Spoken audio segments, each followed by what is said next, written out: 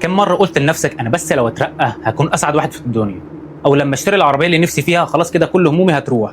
أو أعدي الامتحانات دي على خير وهتشوف السعادة اللي على أصولها؟ بتقول كده كتير صح؟ طب إيه رأيك لو قلت لك إن المعادلة دي كلها غلط؟ وإننا بقالنا سنين بنجري ورا سراب، وإن السعادة مش هي اللي بتيجي بعد النجاح، ده النجاح هو اللي بيجي بعد السعادة. أيوه زي ما سمعت كده بالظبط. الكاتب شون ايكور في كتابه العبقري ميزة السعادة أو ذا هابينس ادفانتج بيقول لنا يا جماعة اهدوا كده واستنوا، انتوا فاهمين الموضوع بالمشقلب. شون ايكور وده واحد من أهم الباحثين في علم النفس الإيجابي في جامعة هارفارد، بيقول إن مخك لما بيكون في مود إيجابي وسعيد بيحصل إفراز لمادة الدوبامين، والمادة دي مش بس بتخليك تحس إنك أنت مبسوط، دي كمان بتفتح مراكز التعلم في مخك وبتخليك أذكى وأسرع وأكتر إبداعاً. يعني من الآخر مخك السعيد ده عنده أفضلية بيولوجية على المخ الحزين أو المحايد حتى. فبدل ما تستنى النجاح علشان تبقى سعيد، أنت محتاج تبقى سعيد الأول علشان تعرف تنجح. والجميل بقى إن شون مش بيرمي كلام في الهوا وخلاص، لا ده بيديك 7 مبادئ عملية تخليك تهكر مخك وتدربه على السعادة. خلونا ناخد منهم كام حاجة كده على السريع. أول مبدأ هو تأثير التترس، ذا تترس إفكت. فاكرين لعبة التترس؟ لما تفضل تلعبها كتير وتقوم من عليها تلاقي نفسك شايف كل حاجة في الشقة على إنها بلوكات ومحتاجة تترص. أو ده بالظبط اللي بيحصل لمخنا لما بنركز على السلبيات والنقد طول اليوم، مخنا بيتبرمج إنه ما يشوفش غير المشاكل. شون بيقولك درب مخك يشوف الفرص. كل يوم قبل ما تنام اكتب 3 حاجات حلوة حصلت لك النهاردة.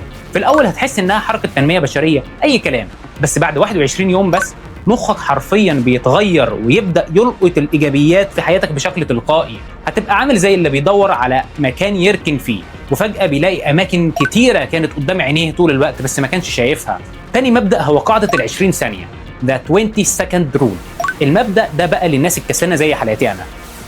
بيقول لك لو عايز تعمل عادة إيجابية جديدة زي إنك تلعب رياضة مثلا، خلي الموضوع أسهل 20 ثانية. يعني حضر لبس الرياضة بتاعك من بالليل وحطه جنب السرير، ولما تصحى الصبح مش هياخد منك 20 ثانية علشان تلبس وتبدأ، والعكس صحيح. لو عايز تبطل عادة سلبية زي إنك أنت تضيع وقت على السوشيال ميديا، خلي الموضوع أصعب 20 ثانية. شيل البطارية من الريموت بتاع التلفزيون أو امسح تطبيقات السوشيال ميديا من على الشاشة الرئيسية للموبايل ودخلها جوه فولدر في ثالث صفحة. صدقني الكسل اللي هيجيلك علشان تقوم تجيب البطارية أو تدور على الابليكيشن هيكون كفيل إنه يخليك تفكر مرتين. ثالث مبدأ هو الاستثمار الاجتماعي، سوشيال انفستمنت. لما بنكون مضغوطين أول حاجة بنعملها إيه؟ بنقطع علاقتنا بالدنيا ونقول سيبوني في حالي أنا مش فايق.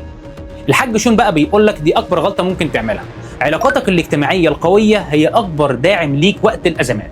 الاستثمار في أصحابك وأهلك مش رفاهية، ده أهم استثمار في سعادتك ونجاحك. لما تكون متضايق مكالمة تليفون لصاحبك الأنتيم ممكن تشحن طاقتك أكتر من 100 فنجان قهوة. خلاصة يا جماعة إن السعادة مش هدف بعيد بنوصل له في آخر الطريق. السعادة هي الوقود اللي بيشغل العربية علشان تمشي في الطريق ده أصلا.